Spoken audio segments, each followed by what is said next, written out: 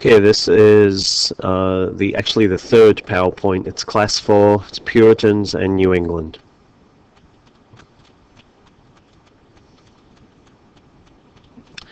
Two main ideas for you. The first main idea is something we talked about last class. We talked about Virginia being founded by Cavaliers, wealthy friends of the king, for economic reasons. I'm going to talk today about the New England colonies. So we're contrasting here the Virginia and the southern colonies founded for economic reasons. New England colonies were founded by Puritans seeking religious freedom.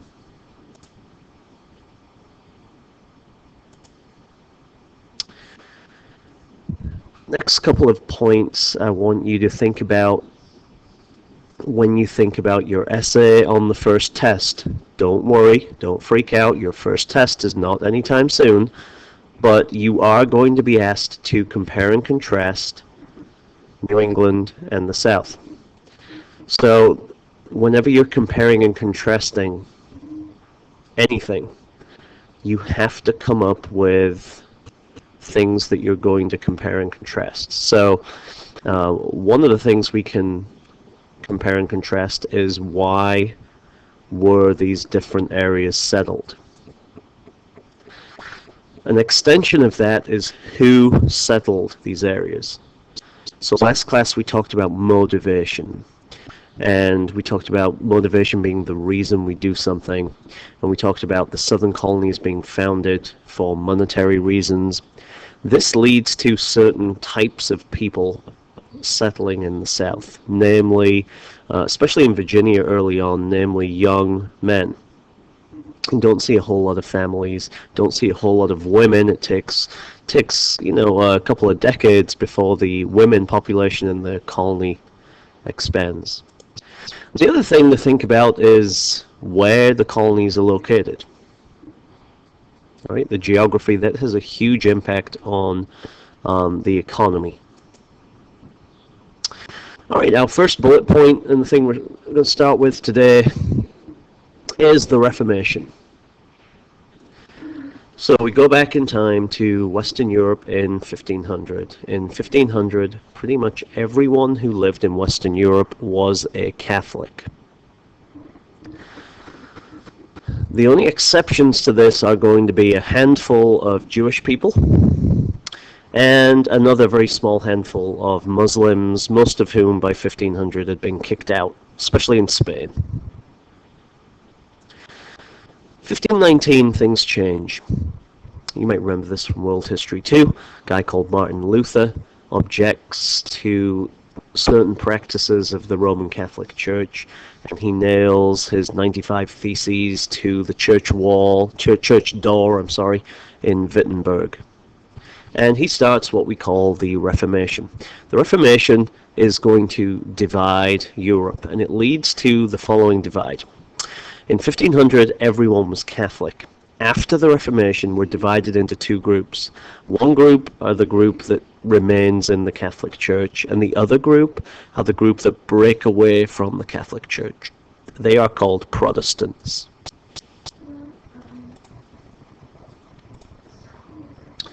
So a map of Europe after the Protestant Reformation looks like this. The red area remained Catholic. And then we have different colorings to show different Protestant groups. If we want to make one kind of broad generalization, Northern Europe tended to become Protestant, Southern Europe tended to remain Catholic. An example of that would be Germany. Northern Germany to this day remains Protestant. Southern Germany still has a big Catholic influence population. Alright, so in Europe we have this thing called the Reformation, and people are arguing over religion. People are dying for their religious beliefs. This is really serious stuff, and people are arguing over how they're going to get to heaven. And people either stay with the Catholic Church because they think that's the best way, or they break away from the Catholic Church because they think the Catholic Church is not the way to heaven. Now, the irony is that the Reformation is going to reach England. But the Reformation in England has absolutely nothing to do with religion. In fact, the Reformation in England has to do with this bad boy, Henry VIII. Look at him. He is handsome. Man, he is handsome, right? I mean, that was, anyone who has 6 wives, divorced, beheaded, died, divorced, beheaded, survived. All right? And we want to look at the first 2, Catherine of Aragon and Anne Boleyn. Catherine of Aragon was the person that Henry was married to when the Reformation broke out. The problem was she had given birth to a daughter, and by the time of the Reformation she was getting on a bit. She was like in her 40s, and in the 1500s that basically meant she was not going to have any more kids. Well, Henry wants a male heir, and rather conveniently he's got this girl, Anne Boleyn, pregnant, and so he really needs a divorce. Now, the problem is Catherine of Aragon is Spanish, and the Pope at the time was heavily influenced by the Spanish, and so the Pope said no. When Henry asked for his marriage when Henry asked for a divorce, the Pope said no. So one of Henry's advisors had a really bright idea. Could we possibly make our own church, and then you can just grant yourself a divorce, if you're the head of the church, not the Pope? So that's exactly what Henry does. He creates the Church of England, and he grants himself a divorce.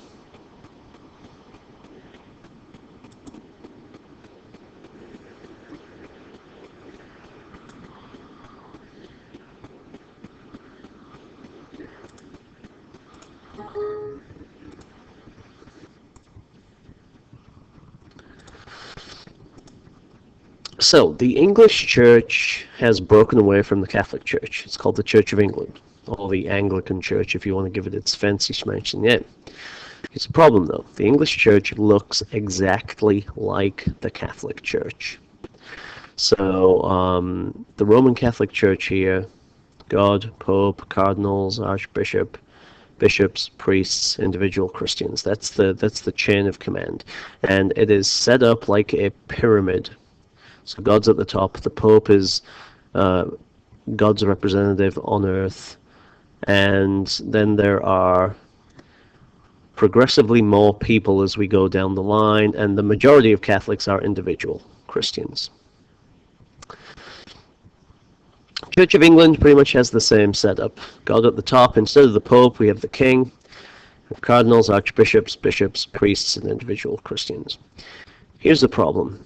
There's a bunch of people in England who, like other Northern Europeans, really believe in the religious debate, and they want to break away from the Catholic Church, but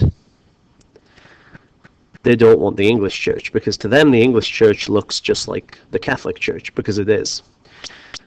Now, these people are Protestants. These are radical Protestants in England, and they get the name Puritans.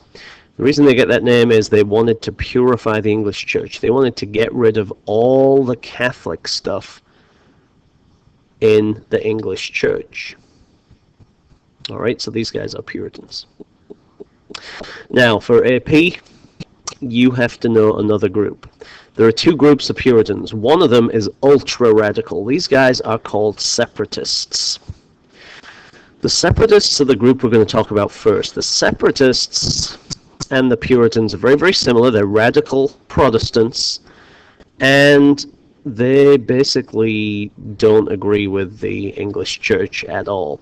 The separatists don't like the English Church so much that they want to leave England and form their own new church and their own new society. They want to completely separate from the English Church. The Puritans, for the time being, want to stay in England and purify the church. So the first group we're going to talk about are the separatists. In 1608, they leave England and they go to Europe, where the Reformation is going on. They go to the Netherlands. And they live there, and the Netherlands is a Protestant country, and they believe that they'll have a better society there. Problem is, it doesn't work out because their kids start speaking Dutch. Their kids start acting less and less English. So, in 1620, the separatists are going to go for Plan B. They don't want to go back to England because they can't go back to the Church of England. So they're going to go to North America, and they're going to go to the northern part of Virginia, and they're going to go on the Mayflower. Why are they going? They are going for religious freedom. They want religious freedom.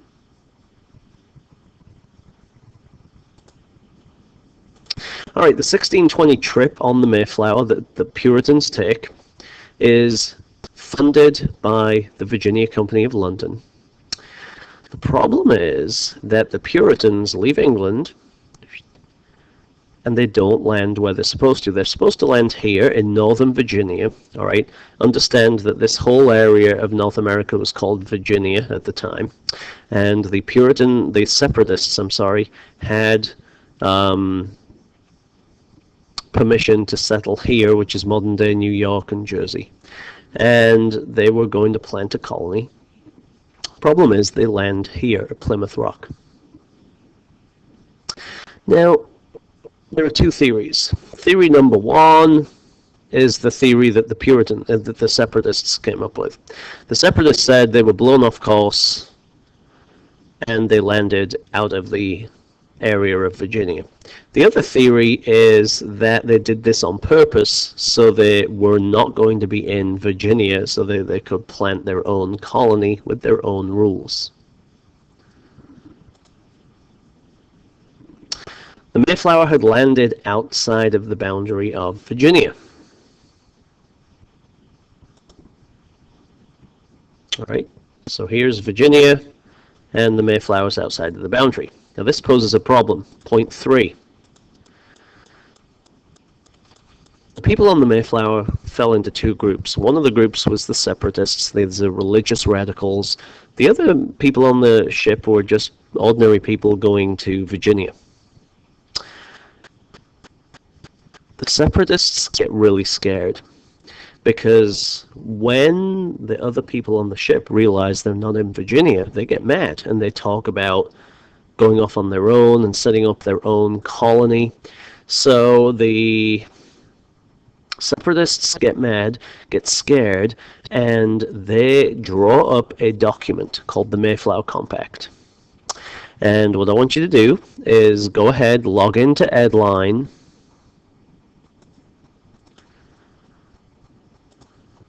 Okay.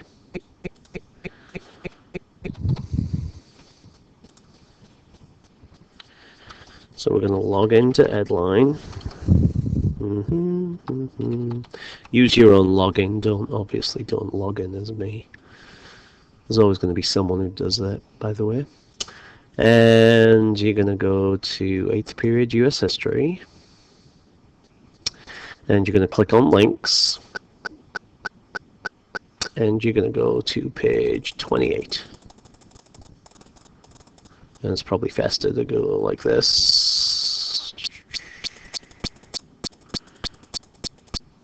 Okay, you're going to go to page 28. And you're going to find the Mayflower Compact right there. Okay, so go ahead and read the Mayflower Compact. And try to figure out what the heck the Mayflower Compact is trying to achieve. This is signed on board the Mayflower, so nobody's getting off the ship. We've landed at Plymouth. No one's getting off the ship until they all agree to this. All right, and look what it says it's going to do. And bear in mind what happened at Jamestown, the chaos of the Jamestown experiment, the terrible first years of the Virginia experiment where people ended up eating dead people and eating rats and dogs and things like that. All right, once you get that, you can understand why the separatists were so desperate to have everyone sign on to an agreement called the Mayflower Compact. All right, so let's go back.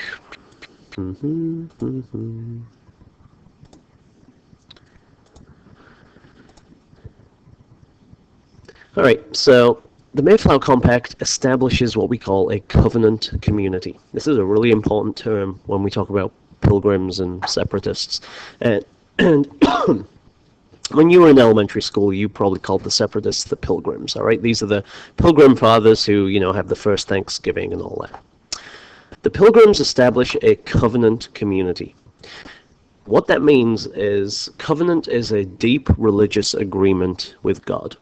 So the Mayflower Compact is not simply something that human beings are signing. This is a document that's written in the presence of God, and if human beings break this agreement, bad things will happen. All right, point 4. Plymouth is our second colony, so Jamestown was our first. It was a southern colony. Plymouth is our second colony. Massachusetts is going to be our third colony. And to understand why Massachusetts is founded, you have to understand about Charles I. Charles I became King of England in 1625, and he is married to a French woman called Henrietta Maria. She is Catholic. Now, Charles doesn't become Catholic himself, but he really likes the Catholic Church. He likes the authority, he likes the tradition, and basically what he does is he changes the English Church so that it looks like the Catholic Church. Obviously, this is the last thing that Puritans want.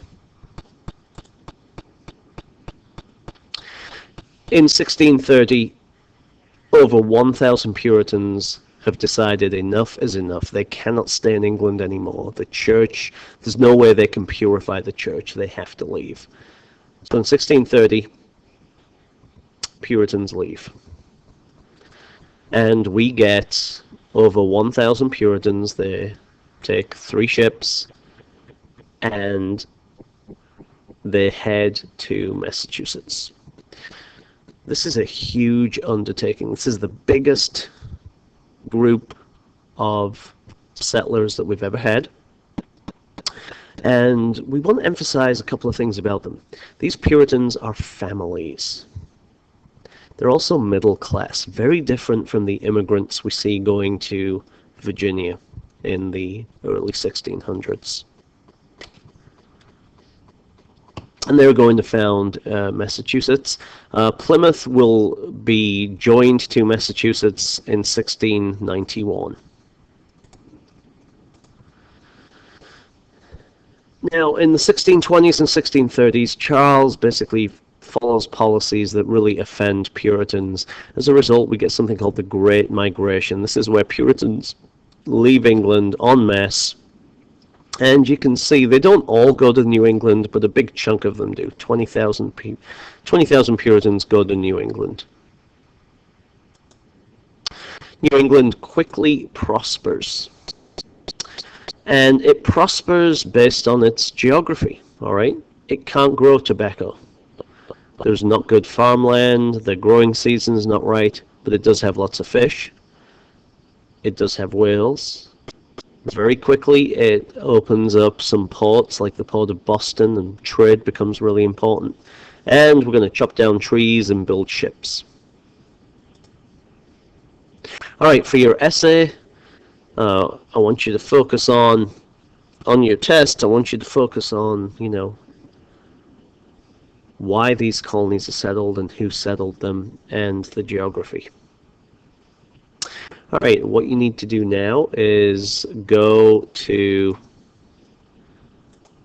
your textbook again, and you should have a worksheet, and you're going to complete the map. So let's see if I can open this for you and go over your assignment with you. Here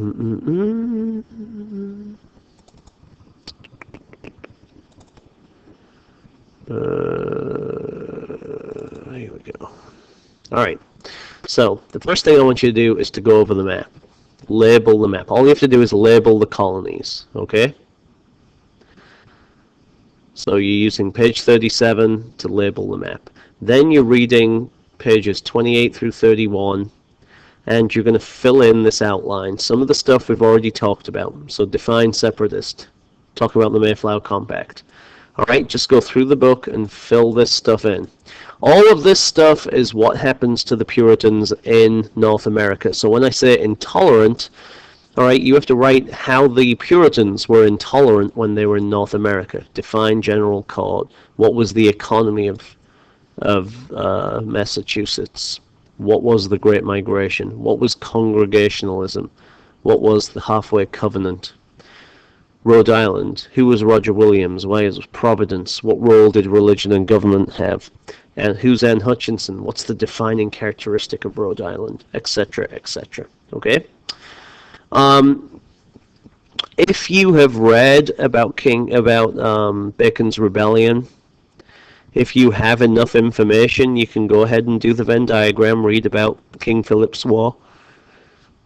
All right, what does Bacon's Rebellion and King Philip's War have in common? What is different? And I definitely want you to read this, the Massachusetts School Law of 1647, and answer these questions. All right, sorry I couldn't be with you today in class, and I shall see you on Friday.